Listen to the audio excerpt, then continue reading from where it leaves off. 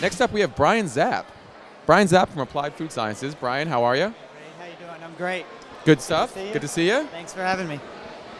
Brian, I'm going to read your badge because I always forget what you're. Brian's the Director of Marketing and Insights at Applied Food Sciences. Let's start from the beginning. Tell us about Applied Foods. So Applied Food Sciences is a functional ingredient supplier. Yep. What may make us different than other ingredient suppliers is that we really control the process from seed at the farm level through every step of manufacturing, and then to our consumers, the beverage manufacturers or food or nutritional supplement companies. Yep. So you guys just opened up a new innovation center, right, in Iowa? Correct. Yes, that's right. Tell us a little about that and what you're doing to help beverage suppliers from that facility. Yeah, so our innovation center is really to better respond to our customers that are looking to innovate with natural ingredients. Beverage companies like no other are looking for clean, natural solutions and also novel offerings. And it just so happens that less than 4% of the plant kingdom has been studied for its nutritional benefits. Interesting. And so what we're really doing is trying to discover novel ingredients and trying to open that space up. What health benefits can we find out there from nature and make it easier to work with?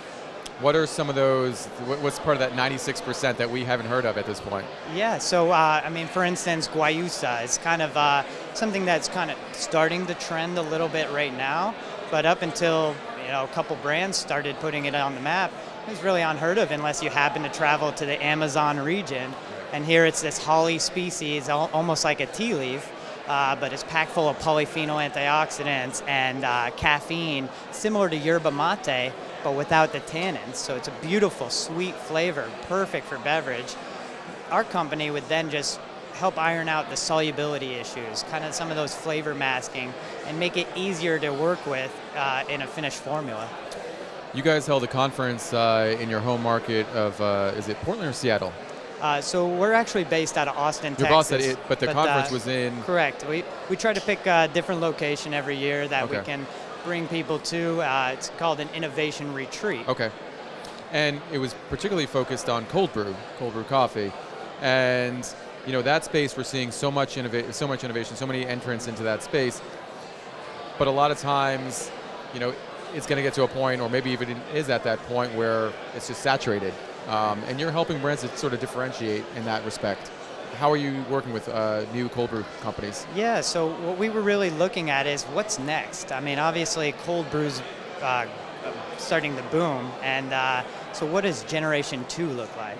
Is it higher caffeine versions? Is it more novel flavors? Is it using cold brew methods in different formats like novel teas and stuff like that? And so just cultivating those ideas, it was really planting those seeds with some of the trusted people within our industry.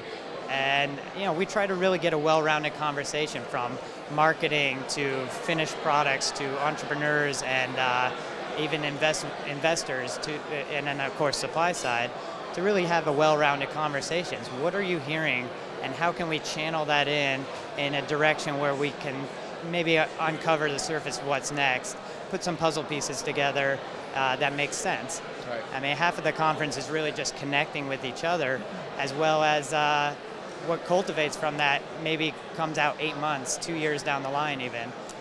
So say I'm a beverage company, say I'm an entrepreneur watching this right now, and they say, okay, Applied Food Sciences, they sound like an interesting company to work with. What's the best way to approach you guys? And at what stage of development, should these be companies being approaching you?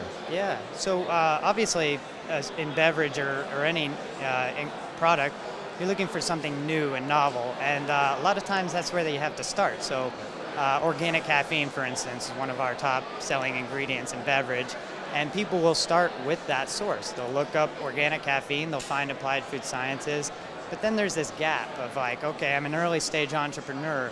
How do I work with an ingredient supplier? And so a lot of times it's building resources. So you find the ingredients you like, you have to find somebody to help you formulate with those ingredients. You have to find somebody to help them bottle it. And so there's lots of steps. So we try to build our resources, and at whatever stage they come to us, whether they have a finished product that they're just retooling, taking a synthetic ingredient out, putting a natural ingredient in, we're there to support them. Or if they're very early stage, and just simply need to learn from the start, you know, it's like, hey, yeah, we're here for you. Here's some other great directions that we're going to, you know, help support you with. And then circle back around to applied food sciences from there. It's been a very successful, you know, network of partnerships, many of who are here at BevNet. Fantastic. Well, it sounds like you guys are helping folks out in a lot of different ways, and good luck with the future. Look forward to seeing you at another one of these conferences. I know you have a plane to catch. Yes, I'll be, meet me up at JFK for a follow-up. All right, sounds good. Thanks, Brian, Ray. great seeing you. Thanks so Appreciate much. it. Take care.